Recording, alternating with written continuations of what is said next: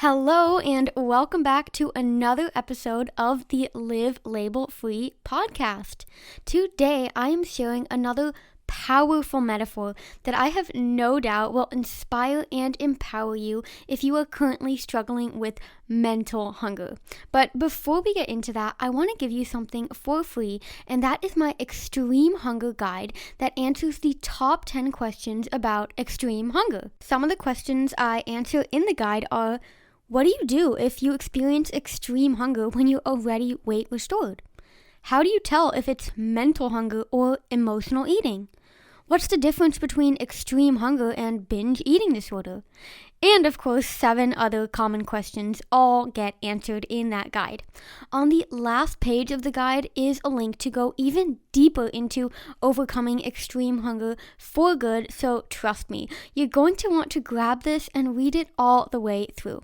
To grab your guide, simply head over to livelabelfree.com/extreme-hunger-guide. So that's Live Label Free, like the name of this podcast, /extreme-hunger-guide. Now, let's get into today's episode.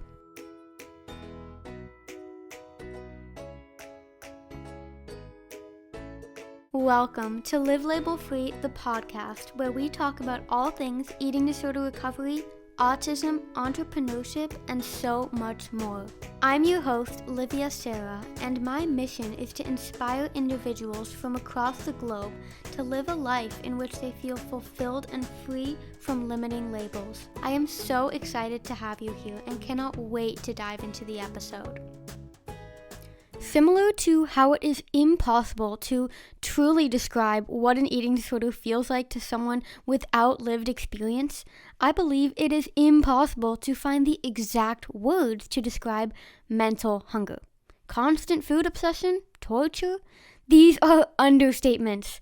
The best way in which I've been able to explain what it's like to live, scratch that, what it's like to survive with an eating disorder is through metaphors, as metaphors give me the power to break down a really complex idea and bring it into parallel with something that most people do understand. A while back, I shared a podcast episode titled Seeing the Eating Disorder as a Parasite, all about how your eating disorder cannot stand on its own. It uses your body and mind as its host, then uses all of your unique strengths to its advantage to turn against you. If you have not yet listened to that episode, I highly recommend you go back and give it a listen, as it's helped not only me, but so many of my clients and other individuals to stop identifying with their eating disorder and therefore let go of it. When it comes to mental hunger, a metaphor I recently came up with is tug-of-war. Mental hunger isn't as simple as just thinking about food 24/7 or constantly planning every next bite. Mental hunger feels like an invisible force that's constantly tugging at you. The worst part of mental hunger is that the more you try to resist it, the stronger it becomes. Because someone with an eating disorder, no matter how badly they may want to recover, has such an aversion to change, and this is also a main reason why eating disorders are so common among autistic individuals, is they try to do something just so they can bypass the possibility of eating more food. So you distract yourself from the mental hunger. You justify it by saying that thinking about food has simply become a bad habit. You load up on fruits and vegetables and everything else you deem as quote-unquote healthy instead of honoring what you are really craving, because at least feeling physically full seems to be a valid excuse for not eating anything more.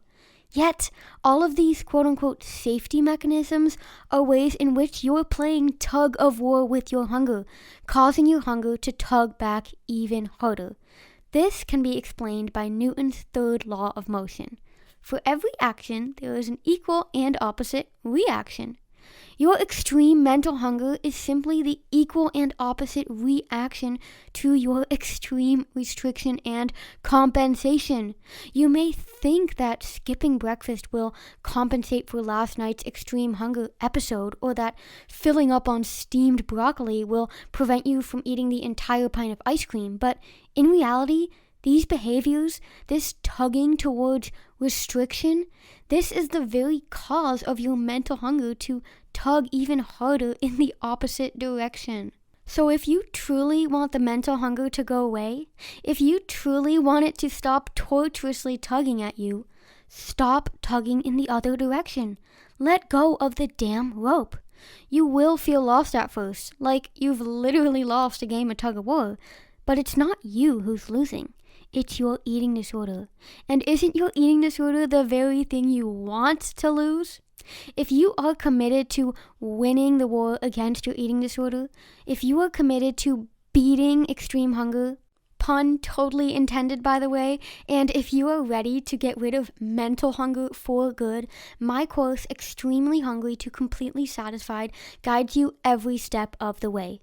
It's designed for you to go through it at your own pace, as it's an 8-week course, but you can take however long you feel you want to go, and I even now have the option to pair it with one-on-one coaching sessions with me, as that accountability and support and 100% individualized guidance will truly help you to challenge your fears and overcome the obstacles that are just too dang hard to go at alone.